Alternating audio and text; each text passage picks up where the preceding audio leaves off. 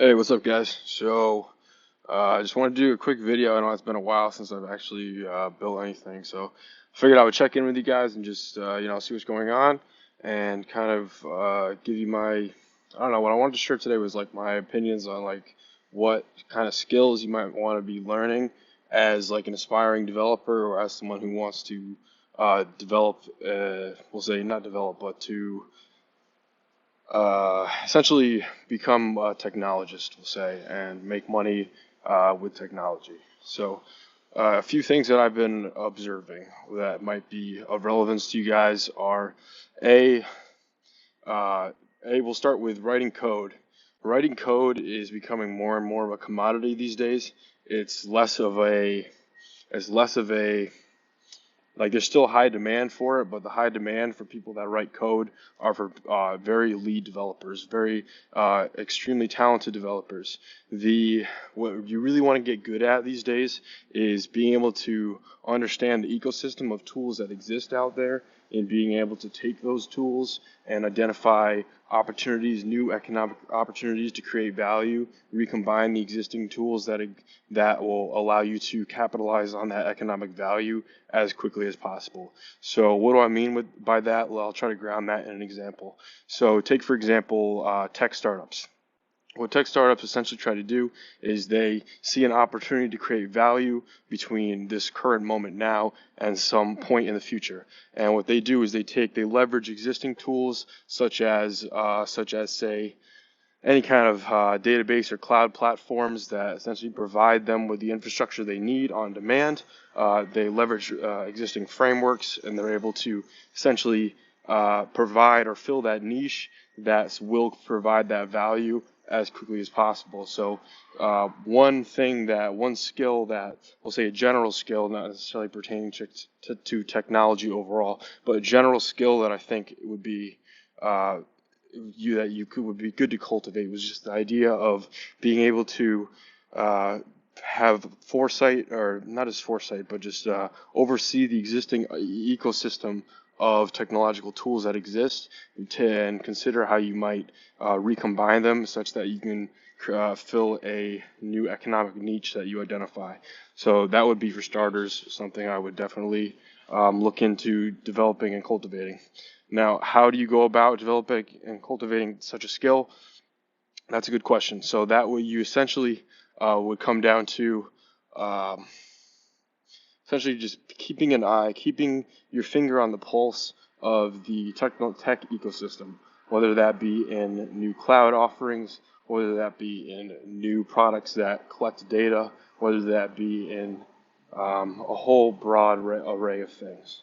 So being able to have your finger on the pulse of a broad array of technological products and consider how you might recombine those technological products to capitalize on a niche that you identify in the niche that you identify that either exists now or will exist shortly is something that you should definitely be looking into to be doing. Another thing that I would say that is a very important skill to be cultivating right now, or not even cultivating, but there's a gold rush going on right now in terms of companies migrating to cloud technologies. So there are not infinitely many, there's a lot of cloud technology companies out there that are looking to move, or there's a lot of companies out there that currently run their existing infrastructure and their existing software products on physical servers that exist um, in their company, literally like physically located, co-located in their company. And so what you can do is, or essentially what's going on, is all these companies are realizing the benefit of migrating to cloud providers such as Amazon, AWS, such as Google's Google Cloud platform, such as Azure, Microsoft's Azure platform. And all of these cloud platforms offer substantial cost benefits, offer substantial scalability benefits, and if in terms of building a product for the future, and in terms of taking your business and evolving it for the future, it's fundamental that you essentially leverage these technologies to be able to do so. You don't want to be scaling up your business with servers that are specifically located on your on-prem is essentially the term. So you have this idea of on-prem, which is your business and the servers that your business runs personally, and you have the cloud, which is leveraging basically huge server farms that Amazon or Google or IBM or Microsoft essentially run for you. So you need to. So there's a gold rush going on again right now in terms of moving these technologies up to the cloud. And that's something that you really need to be, if you're looking for a new skill to essentially be able to take advantage of, that's something that you need to be doing. I'm sorry, not today. But yeah, that's something that you really need to be taking advantage of. So besides that, so how would you take advantage of that? So we'll say there's two things going on right now, just to again summarize briefly what I was talking about earlier. There are two things going on right now. One is the idea of being able to recombine existing products quickly to capitalize on an economic niche that you see in the future. And then the other one is being able to develop the skills such that you can allow companies to quickly migrate and capitalize on efficiency gains that they might leverage in the cloud.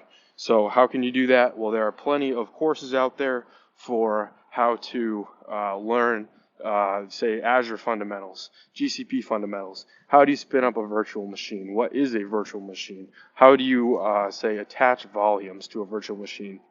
So we can. That's just one piece of it, but that piece of it fundamentally underlies all of the infrastructure that these providers actually provide for you.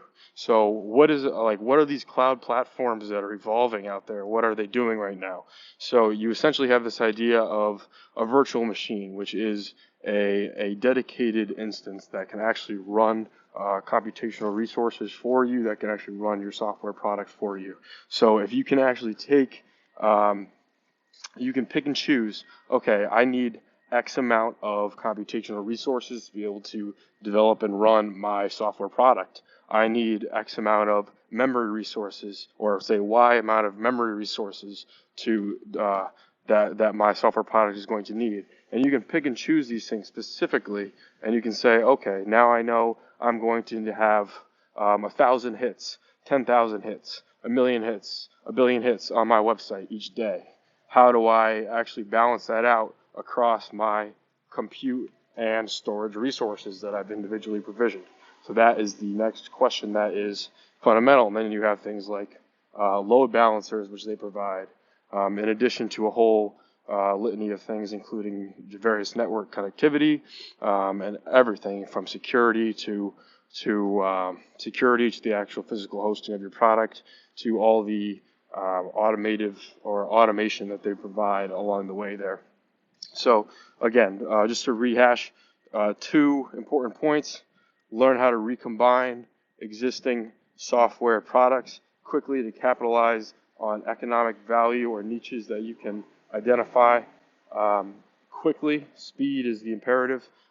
So in order to do that, take a bird's eye view of the software ecosystem, understand how they might network together, understand that it takes like a graph-like structure in terms of how one piece might combine with another piece and how these pieces ultimately come together to form a software product. Second thing, learn the individual skills or pieces that compose cloud infrastructure. And again, if you learn, say, for example, how the OSI layers work. So essentially, how you go from a bit that is being transmitted over a physical wire all the way up to a bit being processed through a whole variety of protocols and then displayed on your screen as a client. Say if you're browsing a website, and how that bit, how when you click, that bit of information or those sequences of bits of information are respectively transmitted back to this server farm that is hosted on the cloud. Being able to understand those kind of, again, the OSI stack, the general concepts that surround that is extremely valuable. So if y'all can do that, I highly recommend doing that.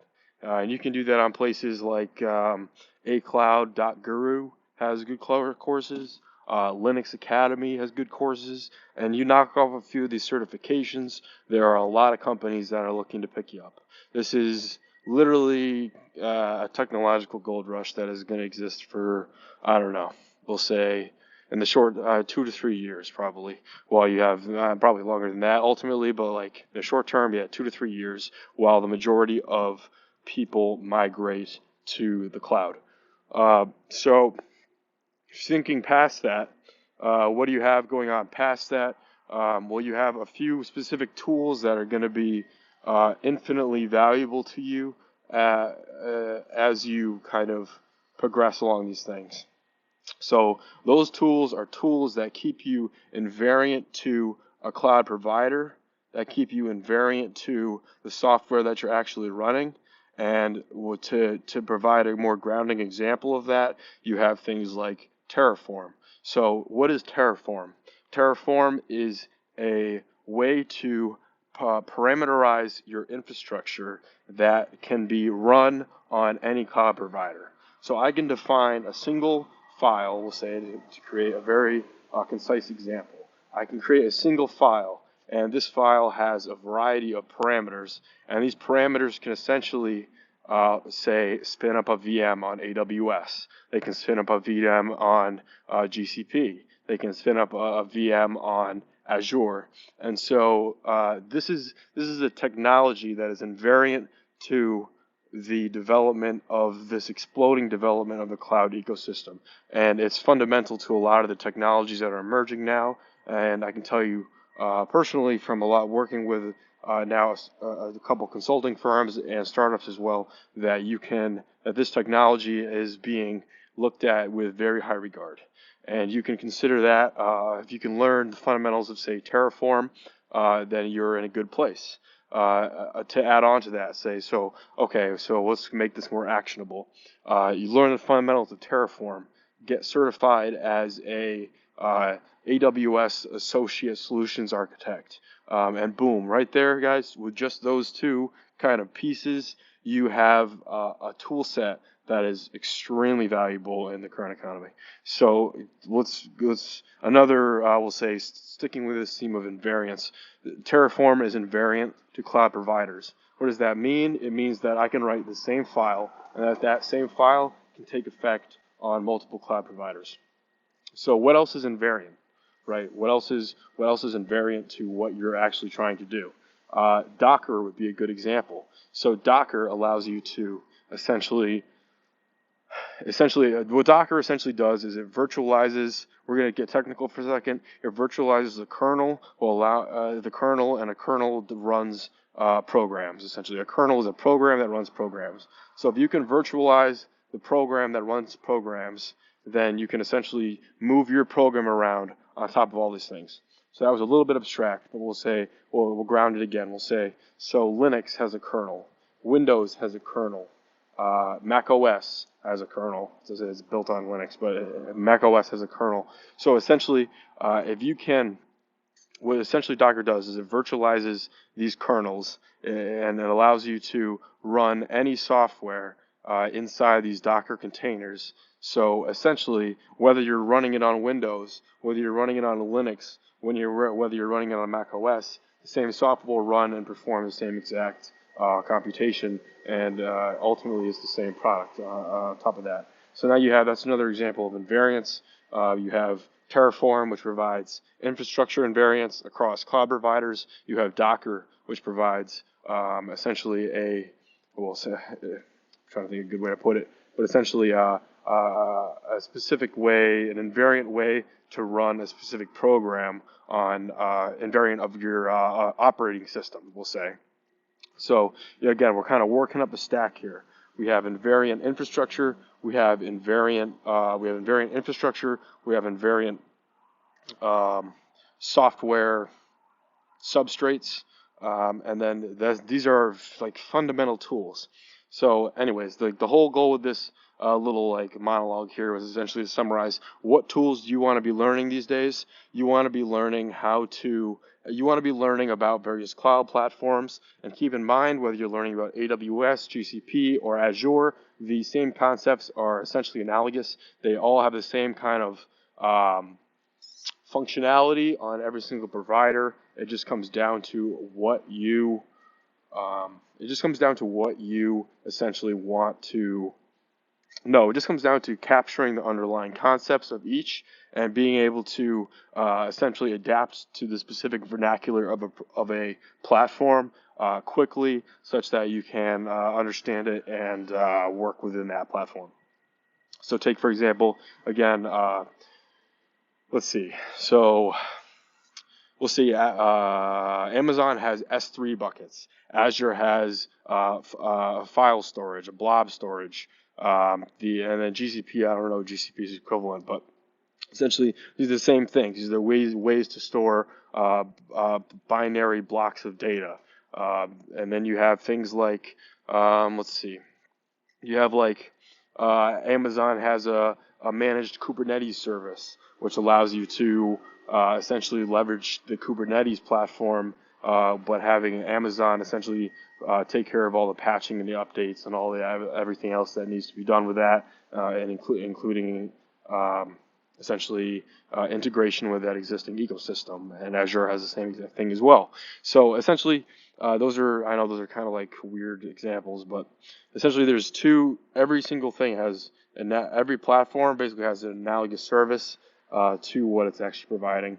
And so if you learn the fundamental concepts of these things, again, sticking with things like the OSI stack, understanding networking, understanding VPNs, understanding essentially how to create a VPN connection to your virtual network, whether that be your virtual private network or your virtual network on Amazon, whether that be your virtual network on AWS, or whether it be your virtual network on Azure, whether it be your virtual network on GCP. These are all they're all the same. They're all the same.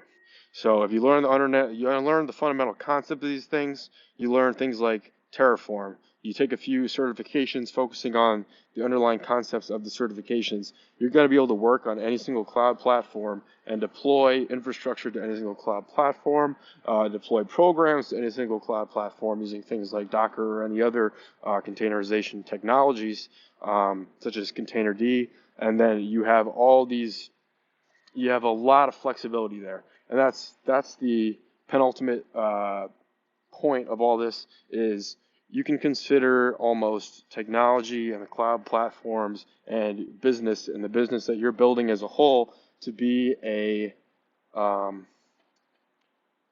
exist in an ecosystem similar to the ecosystem we exist in which all things are constantly in evolution, but in technology they evolve much quicker. So how do you maintain and continue to meet business goals as your business goals evolve with the economy as a whole and the ecosystem as a whole? Is you focus on the things that are invariant. The things that are invariant to that change, to that evolution, are what are going to exist in the future, what are going to be robust, what are going to be good technical skills that will benefit you now and into the future.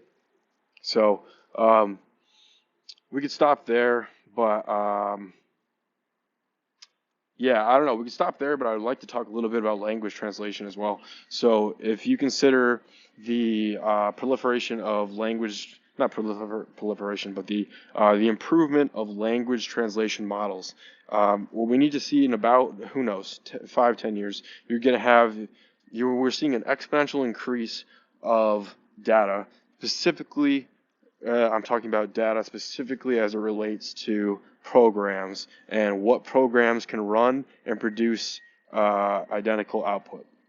Okay, so then it comes down to this idea of language translation. So at a certain point, guys, we're going to be able to say, okay, can I take this system that is written in Python and can I translate it to Java? Just as you can go to Google Translate right now and say, okay, I'd like to translate what I'm saying to Chinese. Can I do that? And the answer is obviously yes, you can. Now there are some more formal syntactic structure that exists within programming languages, but these are technical challenges, not theoretical obstacles. if that makes sense. So these will be overcome. This idea of you can take a system that is written in Python, translate it to Java, translate it to Ruby, translate it to, who knows, Haskell. You can do any kind of these things eventually, and that's what's going to be way far off. That's bringing recirculating back to that invariance idea of invariance. That's the invariance of language. So you're eventually going to have invariance of language choice, invariance of deployment platform, invariance of cloud provider. These finding the technologies that provide you these that afford you these possibilities is what's going to drive you forward as a valuable asset in the technological community moving forwards. So anyways, guys, just like a quick little riff there. Let me know your comments or whatever. I look forward to hearing what you guys think of this. This is kind of like different video format or whatnot. But anyways, keep working hard, guys. And good talking with you. Have a good night.